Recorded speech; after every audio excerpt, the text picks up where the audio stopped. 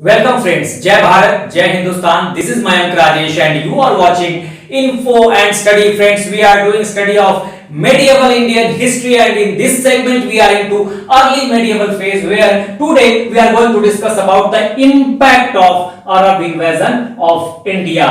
तो पिछले वीडियो में हमने अरब इन्वेजन को देखा था। पहला सफल आक्रमण मोहम्मद बिन कासिम के द्वारा किया जाता है सिंध पर। इसको हमने पूरे डिटेल में समझा था, इसका कारण क्या है, किस रूट से आता है, उस सब चीजों को हमने देखा था।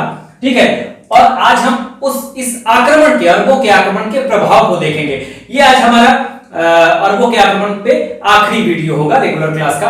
बेसिकली हमने शुरू किया था इस्लाम के उदय से इस मुस्लिम आक्रमण को और अरबों के आक्रमण की पृष्ठभूमि को समझा था पहले वीडियो में। दूसरे वीडियो में हमने पूरे आक्रमण को समझ लिया था और तीसरे वीडियो में हम प्रभाव यानी इंपैक्ट देखने जा रहे हैं कि उनका इसका पॉलिटिकल इकोनॉमिक इम्पैक्ट क्या पड़ा, एजुकेशन पे जैसे मैथमेटिक्स पे इसका क्या असर, गणित पे काफी गहरा असर पड़ा था। गणित यहां से यूरोप तक पहुंच गया था अरबों से अरब होते हुए। ठीक है, उसके बाद हम कुछ किताबों के ट्रांसलेशन के बारे में जानेंगे और कुछ स्कॉलर्स के बारे में भी चीजों को जानेंगे। कुछ नए शहर बसे उनको भी हम देखने की कोशिश करेंगे। सबसे पहले देखिए यहां पर 712 एडी में, देखिए ये हम जब मुस्लिम इन्वेजन पढ़ रहे हैं तो सबसे पहले आप जानते हैं कि अरबों के इन्वेजन को पढ़ेंगे, उसके बाद हम तुर्कों के इन्वेजन को पढ़ेंगे और तुर्कों के इन्वेजन में पहले मोहम्मद गजनवी का आक्रमण होगा और फिर मोहम्मद गोरी का आक्रमण होगा। मोहम्मद गोरी के आक्रमण के बाद ही भारत में मुस्लिम साम्राज्य की स्थापना हो जाएगी दिल्ली सल्तनत के रूप में। उसको हम आगे देखेंगे। देखिए मोहम्मद बिन कासिम का आक्रमण तो होगा, लेकिन मोहम्मद बिन कासिम का आक्रमण होता है बावजूद मुस्लिम साम्राज्य की स्थापना भारत में नहीं हो पाएगी। जो सपना अरब लेके चले थे वो कर नहीं पाएंगे और ये तब पूरा होगा जब मोहम्मद गोरी का आक्रमण होगा। ठीक है, जिसको हम आगे देखेंगे। यहां पर देखिए हमने ये बता दिया था आपको, थोड़ा सा हम बैकग्राउंड ले लेते हैं कि देखिए सिंध पर आक्रमण होता है मोहम्मद बिन कासिम का। ये मोहम्मद बिन कासिम 712 एडी में भारत पर अटैक करता है। ठीक है, वहां शासन किसका है सिंध पे, राजा दाहिर का, जो एक हिंदू शासक है। ठीक है, ये हमने बता दिया था। कारण क्या था ये भी बता दिया था मैंने। ठीक है, देखिए मैंने ये बता दिया था कि सबसे पहले पहले मैप को समझ लीजिए। इंडिया, पाकिस्तान, अफगानिस्तान, ईरान, ये इराक और ये सीरिया है, आज का सीरिया है। ठीक है, ये है, ये अरबियन पेनिसुला है। ठीक है, अरबियन प्रायद्वीप है, ये अफ्रीकन कॉन्टिनेंट है और ये देखिए यही फारस की खाड़ी जिसे पर्शियन गल्फ कहा जाता है, ये जो रास्ता बना हुआ है, और इसे रेड सी यानी कि लाल सागर कहा जाता है। ये पूरा समुद्री मार्ग है, मैंने बता दिया था आपको पिछले वीडियो में ही। ठीक है, होता क्या है यहां अरबियन पेनिसुला में, यहीं पे अरबियन प्रायद्वीप में इस्लाम का उदय होता है। सीमित क्षेत्र में होता है लेकिन धीरे धीरे ये सारा क्षेत्र इनके पास आ जाता है, ये मैंने बताया था। और इसी क्रम में इवन आपको अफ्रीका के आपको ये देखेंगे इजिप्ट का पार्ट, मिस्र भी आ जाएगा, नॉर्दर्न अफ्रीका के पार्ट भी आ जाएंगे। ये सब जो होगा ये सब अरबों के कंट्रोल में आ जाएंगे। इसी क्रम में ये भारत की तरफ भी बढ़ते हैं। ठीक है, देखिए इस्लाम का उदय होता है अरबियन पेनिसुला में।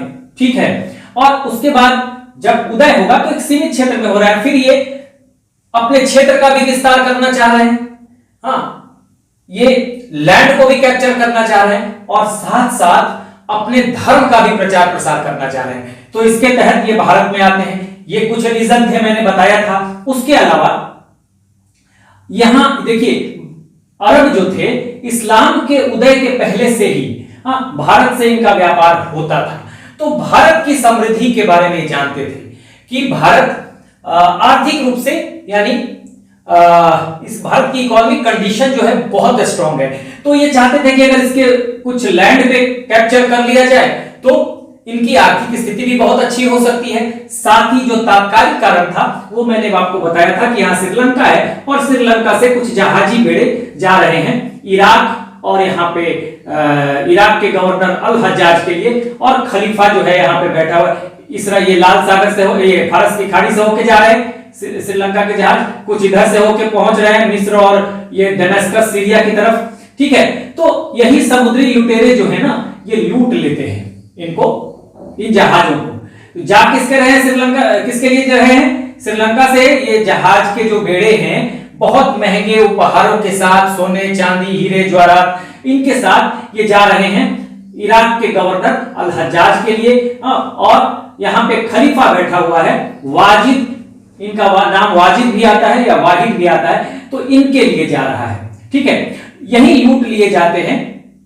यहां पे देखिए यहीं पे देवल है, तो यहीं पे ये लूट लिया जाता है। सिंध के पास ही समुद्री रास्ते में समुद्री लुटेरे हैं जो लूट लेते हैं। अब यहां पर जो लुटेरे हैं लूट लेते हैं, तो यहां का सिंध का शासक राजा दाहिर है, हिंदू शासक है। तो अब ये अल हज्जाज जो जाएगा कहेगा, अल हज्जाज जो इराक का गवर्नर है, कि भाई हमें कंपेंसेशन दे दो, ये श्रीलंका से जो जहाज आ रहा था तुम्हारे क्षेत्र में लूटा गया है और हमें इसका कंपेंसेशन चाहिए, हर्जाना चाहिए, क्योंकि ये तुम्हारे क्षेत्र में लूटा गया है, हमारा उपहार है।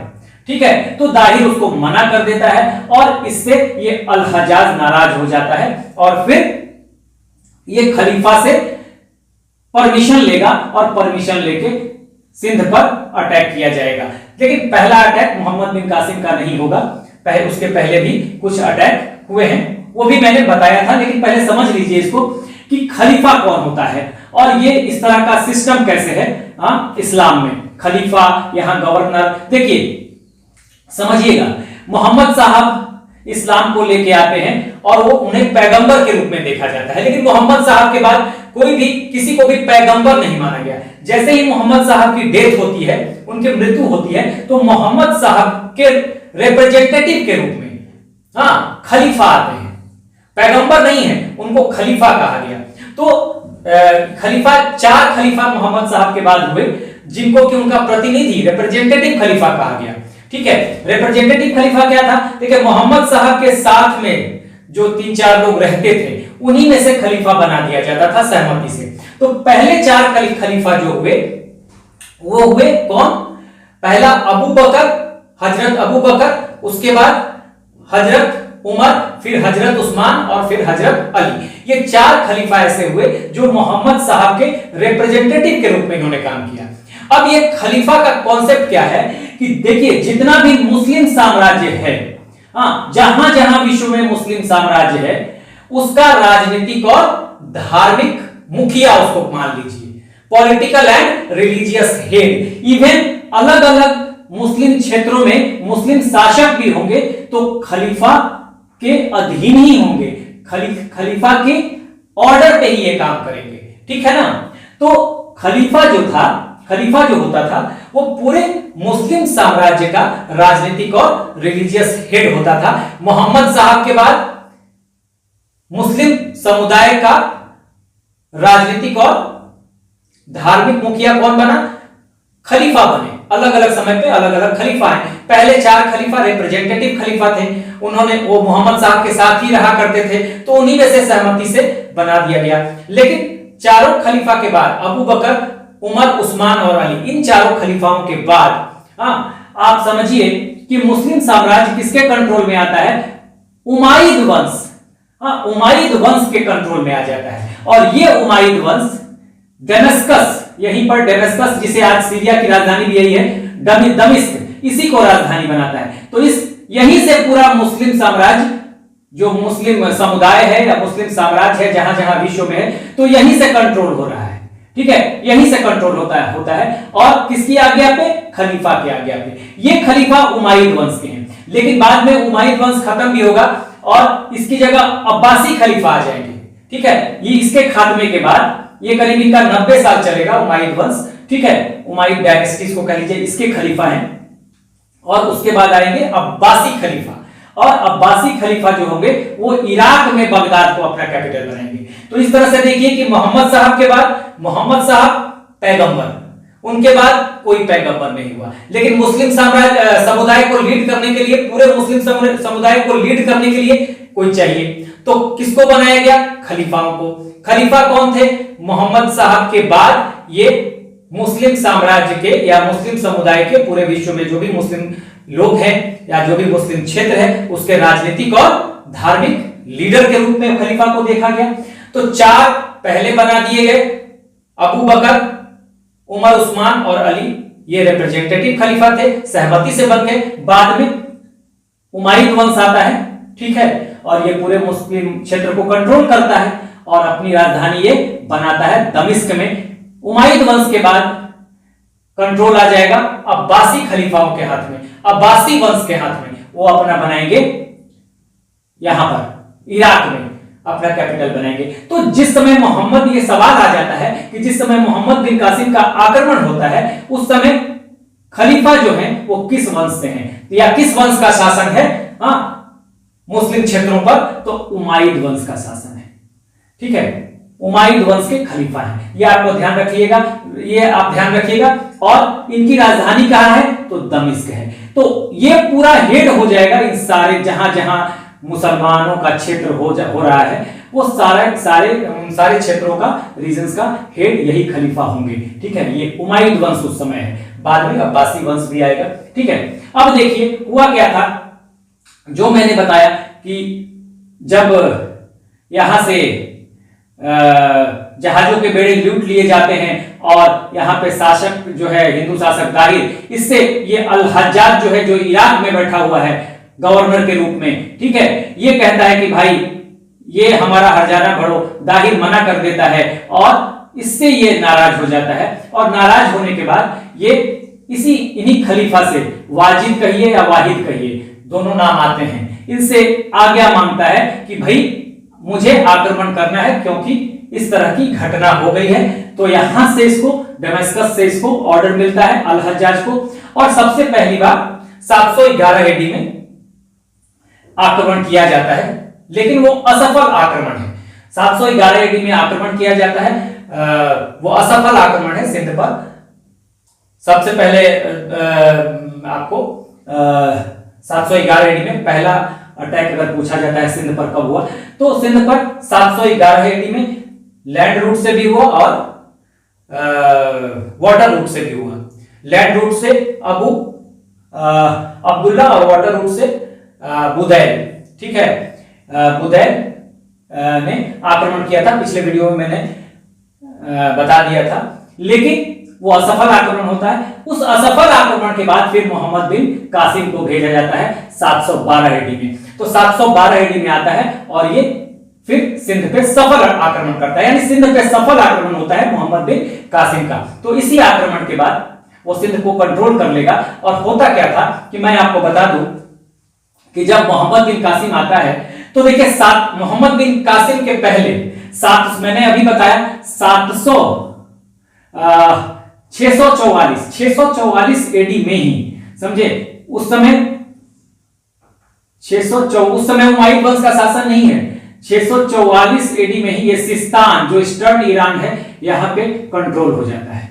644 एडी में ये सिस्तान पे कंट्रोल हो जाता है, ईस्टर्न ईरान का पार्ट है, यहां पे कंट्रोल हो जाएगा। किसका? यहां से आएंगे और यहां कंट्रोल कर लेंगे, ठीक है, ये इराक से निकल के। उसके बाद आप देखेंगे 705 एडी में ये जो पाकिस्तान का मकरान वाला पार्ट है, ये कंट्रोल में आ जाएगा। 705 एडी में मकरान के पार्ट पे ये कंट्रोल हो जाती है। ये मकरान कोस्ट है पाकिस्तान का, बलूचिस्तान वाला। अब 711 एडी में इसी के थ्रू ये आएंगे, लेकिन असफल हो जाएगा, ठीक है। 712 एडी में आएगा कौन? मोहम्मद बिन कासिम, और फिर ये सिंध पे अटैक करेगा, ठीक है, और सिंध को ये जीत लेगा। इसका रूट जो था मैंने पिछले वीडियो में बता दिया था। ये कैसे जीतता है, सबसे पहले देखिए यहां पर आएगा, ये देवल जीतेगा, मैंने बता दिया, देवल, इसी तरह से नीरून, इसी तरह से रावर, ठीक है, रावर के बाद ये ब्राह्मणाबाद, ऐसे चलता चला जाएगा।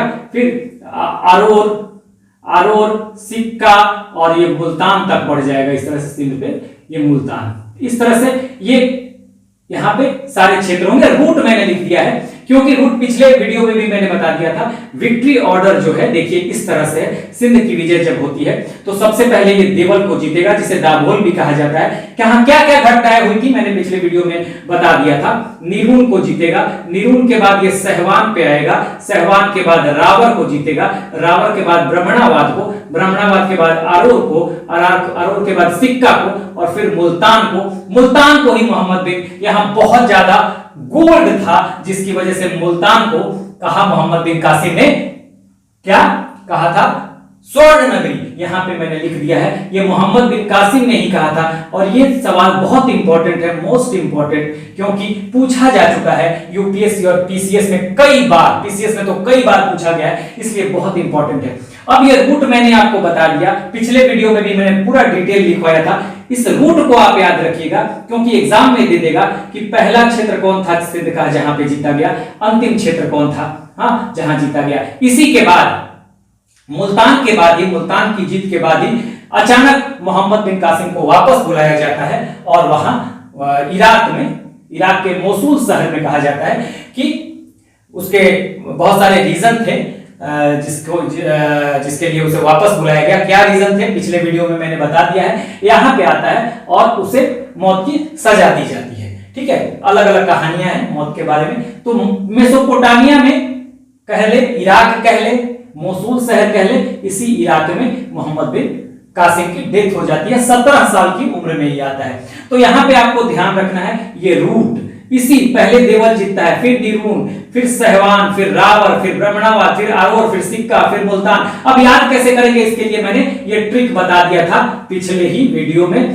देनिस राबा आसिम रूट याद रखिए, देनिस राबा आसिम, देनिस राबा आसिम, देसे देवोल या इसी को कहेंगे दाभोल भी कहा जाता था। ठीक है, देवल, देवल या दाभोल, निरून, सहवान, स से सहवान, रा से रावर, बा से ब्राह्मणावाद, आ से आरोर, सी से सिक्का और मौ से मुल्तान, यही रूट है। ये आप याद रखिए। ऑर्डर दे देगा आपको एग्जाम में सजाने के लिए, 4-5 ऑप्शन दे देगा किस ऑर्डर में मोहम्मद बिन कासिम ने सिंध में जीत दर्ज की थी। तो ये आपको समझना होगा किस एक्सपीडिशन के बाद, सिंध के किस एक्सपीडिशन के बाद उसे वापस बुला लिया गया, मुल्तान के बाद। तो ये बहुत इंपॉर्टेंट है, यहां से बहुत सारे सवाल बन जाएंगे, ये मैं डिस्कस कर चुका हूं। अब ये समझने के बाद अब हम आते हैं इंपैक्ट पे। ठीक है, इंपैक्ट देखिए, पॉलिटिकल इंपैक्ट की अगर हम बात करें, अगर हम पॉलिटिकल इंपैक्ट की बात करें तो आप इसको समझ लीजिए।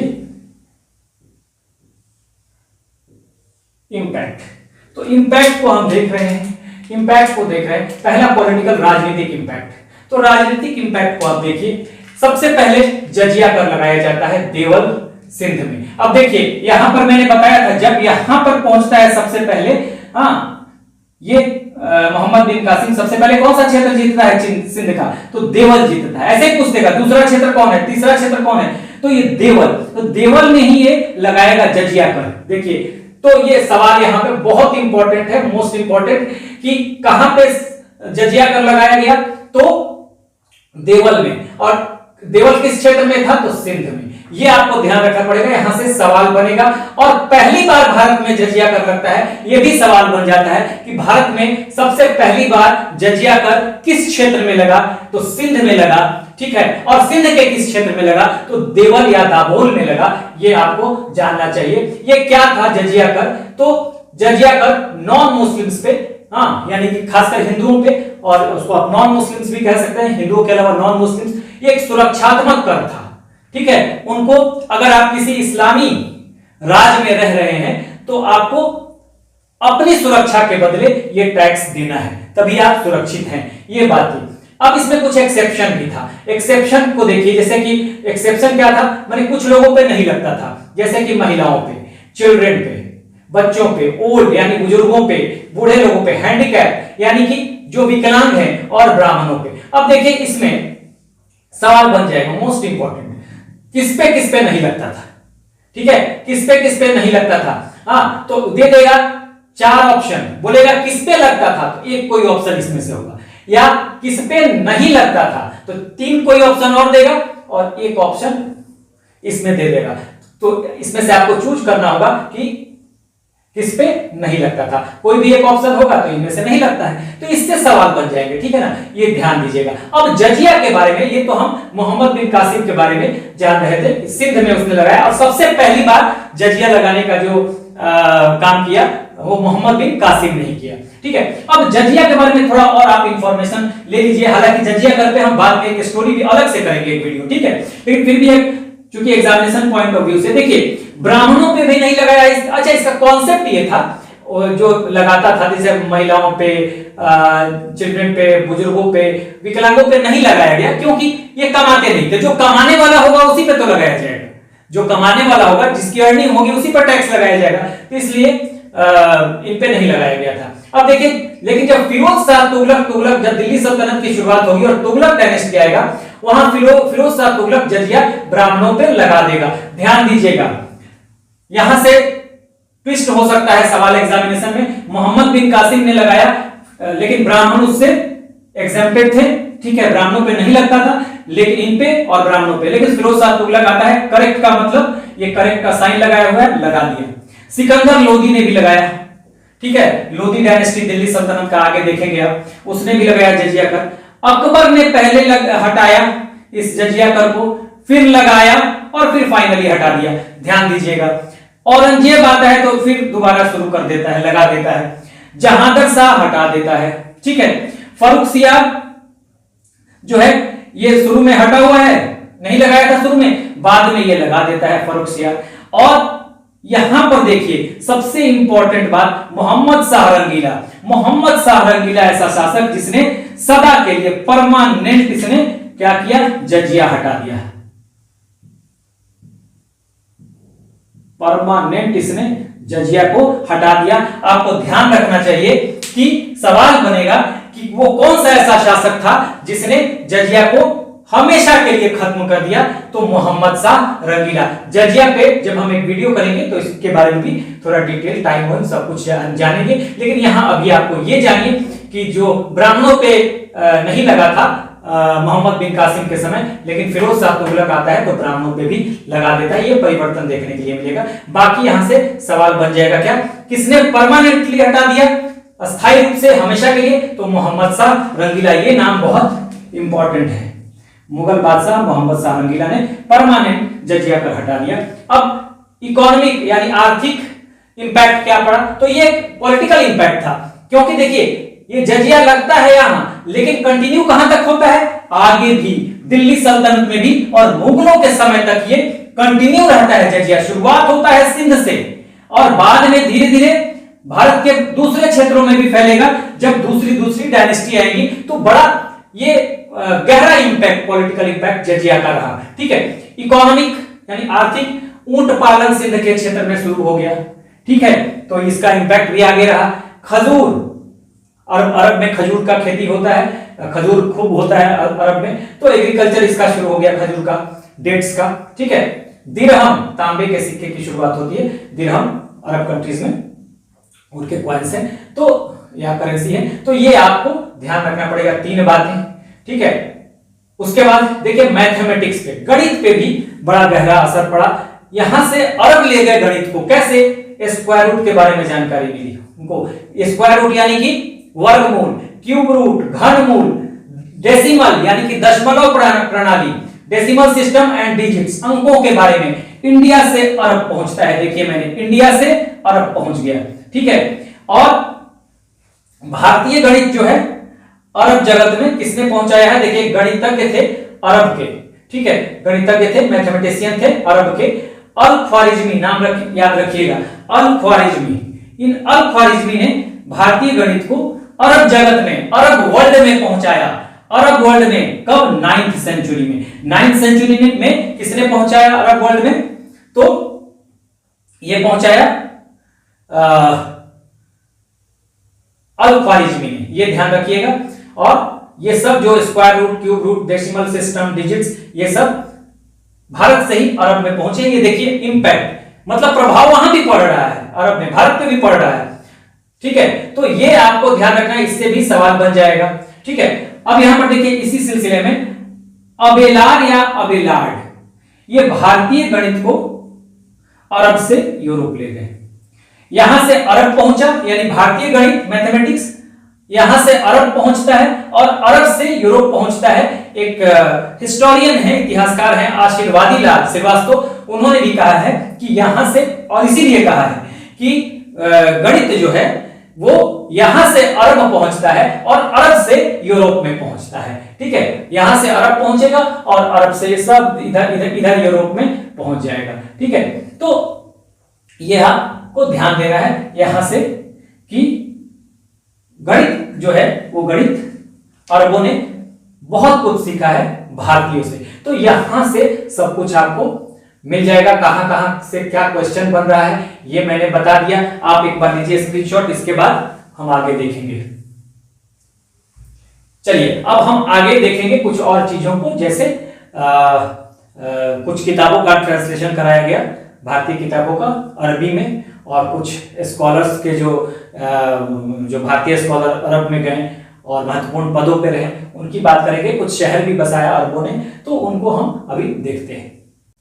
Let's move on and now will discuss some other impacts. देखिए यहां पर अब किताबों का ट्रांसलेशन भी शुरू होगा, ठीक है, किताबों का ट्रांसलेशन भी शुरू हो जाएगा, मतलब किताबों का अनुवाद शुरू होगा अरबी में, ठीक है। उसके अलावा कुछ स्कॉलर्स का आदान प्रदान भी होगा। हाँ, कुछ विद्वान उधर जाएंगे, कुछ विद्वान इधर आएंगे और एक दूसरे से कुछ ग्रहण करेंगे, कुछ सीखेंगे। उसके बाद कुछ सिटी भी, नगर भी बसाए इन लोगों ने। तो देखिए ये पॉइंट और इसके पहले जो गणित का पॉइंट था उसे आप कल्चरल पॉइंट में भी डाल सकते हैं, जैसे पॉलिटिकल हो गया, हाँ, इकोनॉमी हो गया, इकोनॉमिक इंपैक्ट हो गया, और फिर आप कल्चरल इंपैक्ट में भी इन सब चीजों को डाल सकते हैं, अलग अलग चाहे तो अलग अलग, लेकिन कहीं कल्चरल इंपैक्ट लिखने के लिए आए तो इन सब चीजों को आप डालेंगे उसमें, ठीक है। अब देखिए किताबों का अनुवाद, ट्रांसलेशन अरबी में शुरू हुआ। पंचतंत्र जो कि एक नीति शास्त्र की किताब है और विष्णु शर्मा द्वारा लिखा गया है, तो ये सब आपको ध्यान रखना चाहिए, यहां से सवाल बन जाएगा। उसको कलील ए दिमना के नाम से, कलील ए दिमना के नाम से उसका अनुवाद होता है, ट्रांसलेशन होता है, और अनुवादक कौन है? इब्न अल मुकल्फा। देखिए इब्न अल मुकल्फा, ये याद रखना है। पंच, यहां से सवाल बन जाएगा आपका, एक तो कि विष्णु शर्मा की जो पंचतंत्र है, हाँ, उसका जो अरबी में ट्रांसलेशन हुआ, उसका ट्रांसलेशन किसने किया? तो इब्न अल मुकल्फा ने किया। किस नाम से किया? तो कलीले दिमना के नाम से, ठीक है। तो यहां से सवाल बन जाएगा, मोस्ट इंपॉर्टेंट। उसके बाद ब्रह्म सिद्धांत है, जो कि ब्रह्मगुप्त द्वारा लिखा गया गणित की किताब है, ठीक है, गणित की ब्रह्म सिद्धांत। तो इसको सिंध हिंदू के नाम से अल फजारी ने इसका ट्रांसलेशन किया। क्या नाम है? ब्रह्म सिद्धांत ओरिजिनल है, लिखा किसके द्वारा है? ब्रह्मगुप्त के द्वारा। किस चीज की बुक है? गणित की। किस नाम से ट्रांसलेशन किया गया? सिंध हिंदू के नाम से। किसने किया? अल फजारी, मोस्ट इंपॉर्टेंट।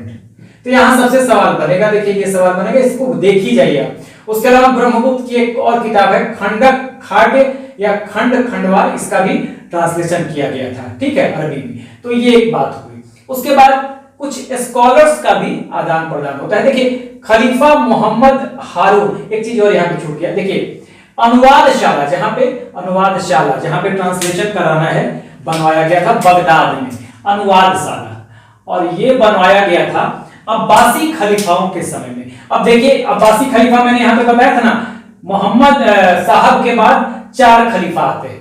हाँ, इस्लाम के पॉलिटिकल एंड रिलीजियस लीडर के रूप में 4 खलीफा आते हैं। कौन? पैगंबर खत्म हो जाते हैं, पैगंबर का कॉन्सेप्ट खत्म हो गया मोहम्मद साहब के बाद से, खलीफाओं का कॉन्सेप्ट आ गया, 4 खलीफा, हाँ, अबू बकर, उमर, उस्मान और अली, ये बनते हैं। उसके बाद उमाइद वंश आ जाता है, हाँ, और इनके खलीफा आ जाते हैं जो डेमस्कस को अपनी राजधानी बनाते हैं, यानी दमिश्क को बनाते हैं, मैंने अभी बताया। ये 90 साल तक करीब शासन करेंगे। 750 एडी में इनका ये वंश जो होगा, इस पे कंट्रोल हो जाएगा अब्बासी खलीफाओं का, और वो अपनी राजधानी बनाएंगे इराक के बगदाद में। उमाइद खलीफा की राजधानी कहां है? डेमस्कस, दमिश्क में। जबकि अब्बासी खलीफा आएंगे तो उनकी राजधानी हो जाएगी अब्बासी वंश का इराक में, ठीक है। तो अब देखिए उन्हीं अब्बासी खलीफाओं के समय ही बगदाद में बनता है अनुवादशाला, और इस अनुवादशाला को कहा गया बेतुल हिकमा। ध्यान दीजिएगा, मोस्ट इंपॉर्टेंट, बेतुल हिकमा क्या था भाई? तो बगदाद में एक ट्रांसलेशन हाउस बनाया गया था या अनुवादशाला बनाया गया था, उसको बेतुल हिकमा कहा गया। तो यहां से आपका सवाल बनता है, बेतुल हिकमा कहां बनाया गया? बगदाद में। अच्छा, किस वंश के समय, किन खलीफाओं के समय? तो अब्बासी खलीफाओं के समय। लेकिन आक्रमण मोहम्मद बिन कासिम का कब होता है? उमाइद खलीफाओं के समय में, उमाइद वंश के समय में। जबकि जिनका क्या है? कैपिटल कहां है? दमिश्क में है। तो यहां से आपके सवाल बन जाएंगे। अब आइए स्कॉलर्स। खलीफा मोहम्मद हारून है, जब आता है तो उसके समय खलीफा मोहम्मद हारून एक आएगा बाद में, वो विद्वानों का बहुत बड़ा संरक्षक है, यानी कि पैट्रनेज देता है, संरक्षण देता है विद्वानों को, एक तरह का पैटर्न है विद्वानों का, आप उसको कह सकते हैं। तो इसने क्या किया? इंडियन स्कॉलर्स को अरब में बसाया। देखिए यहां पर इंडियन स्कॉलर्स को अरब में इसने बसाया। किसने? मोहम्मद हारून ने। अब देखिए कैसे कैसे बसाया, ठीक है। यहां देखिए बर्मा का एक बुद्धिस्ट बौद्ध थे, बर्मा का बौद्ध विद्वान थे, ये बुद्धिस्ट थे और स्कॉलर भी थे, बौद्ध थे ओरिजिनली। ये प्रधानमंत्री, पीएम मींस प्राइम मिनिस्टर, यहां समझिएगा, बगदाद के प्राइम मिनिस्टर होते हैं 50 साल तक, समझ जाइए। भारतीय एक जाता है जो कि बौद्ध है, स्कॉलर है, वो अरब जाता है, हाँ, और अरब जाकर बन जाता है क्या? प्रधानमंत्री। हाँ, अरब मतलब अरब तो यही हुआ, लेकिन उस समय अरबों का कंट्रोल इराक पर भी है, बगदाद पे भी है, तो वहां जाके बगदाद का प्रधानमंत्री बनता है, ठीक है। बगदाद कहां पे है? इराक में है। तो और 50 कम दिनों तक नहीं, 50 साल तक प्रधानमंत्री रहता है, प्राइम मिनिस्टर, ठीक है। उसके बाद देखिए धन एक व्यक्ति है, वो मुख्य चिकित्सा अधिकारी, सीएमओ आज जो होता है, हाँ, चीफ मेडिकल ऑफिसर आज जो होता है, सीएमओ, ये बगदाद के सीएमओ बनते हैं। यसी इराक में बगदाद है, इराक की राजधानी आज है बगदाद, ठीक है।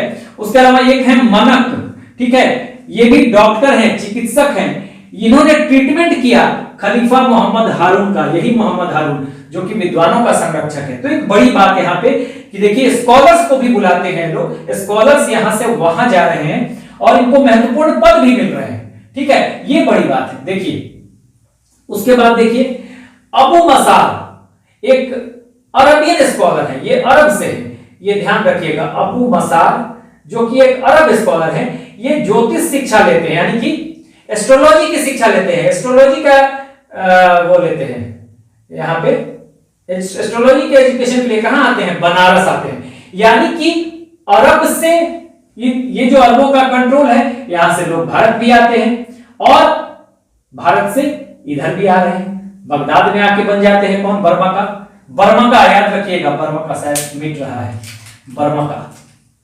तो यहां से सवाल बन सकता है कि कौन से ऐसे व्यक्ति थे जो, ये इंपॉर्टेंट है बर्मका वाला, कि कौन से ऐसे व्यक्ति थे जो 50 वर्षों तक, ये बर्मका को ध्यान रखिएगा, मोस्ट इंपॉर्टेंट, हाँ, यहां से सवाल बन जाएगा,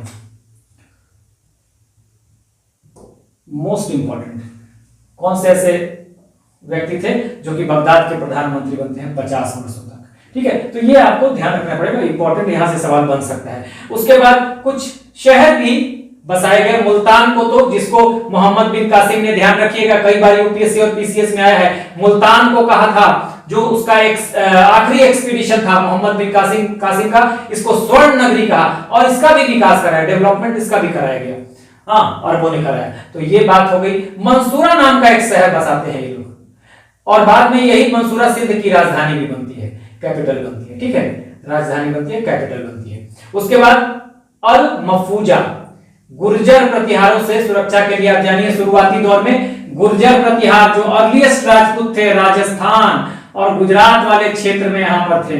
और देखिए सिंध में कौन है? सिंध में यहां तक आ गए हैं कौन? सिंध में आ गए हैं अरब। तो इन्हीं गुर्जरों प्रतिहारों से रक्षा के लिए ये बनाएंगे, अल मफूजा नाम का शहर बसाएंगे ये गुर्जरों प्रति, ये सवाल बन जाएगा कि गुर्जर प्रतिहारों से रक्षा के लिए इन्होंने कौन सा शहर बसाया? तो अल मफूजा, ये आप इंपॉर्टेंट के रूप में यहां पे लिख सकते हैं, ये मोस्ट इंपॉर्टेंट के रूप में आप लिखिए, सवाल यहां से बन जाएगा। तो ये हमने आज जहां जहां इंपॉर्टेंट सवाल बनना था वो भी बता दिया। किताबों को देख लीजिएगा, पंचतंत्र का नाम क्या हुआ अरबी में? तो कलीले दिमना, ये विष्णु शर्मा द्वारा ओरिजिनल लिखा गया है, तो इब्न अल मुकल्फा ने इसे लिखा है। नीति शास्त्र की किताब है, ब्रह्म सिद्धांत गणित की किताब है, सिंध हिंदू के नाम से इसे अल फजारी ने इसका ट्रांसलेशन किया, ओरिजिनली ब्रह्मगुप्त जो भारतीय राइटर है उनका लिखा गया है। उसी तरह से खंडक खाडे और खंडवार का भी ट्रांसलेशन कराया गया, इन सब का अरबी में किया गया, ठीक है, ये ध्यान रखिएगा। उसके बाद ये स्कॉलरों के बारे में ध्यान रखिएगा कि किस तरह से स्कॉलर इधर गए और उधर से भी हैं, तो ये इंपॉर्टेंट जहां पे मैंने लगा दिया है उसको ध्यान रखिएगा। बर्मका को याद रखिएगा, बर्मका जो है ये 50 साल तक प्रधानमंत्री रहते हैं। बगदाद के, इराक में बगदाद है। और इस तरह से यहाँ पे शहर जो है ये मुल्तान का डेवलपमेंट किया गया, मंसूरा बसाया गया जो बाद में सिंध की राजधानी बनती है, और अल मफूजा जो शहर बसाया गया या सिटी बसाई गई वो गुर्जर प्रतिहारों से सुरक्षा के लिए मोस्ट इंपॉर्टेंट। तो ये आप एक बार लीजिए स्क्रीनशॉट।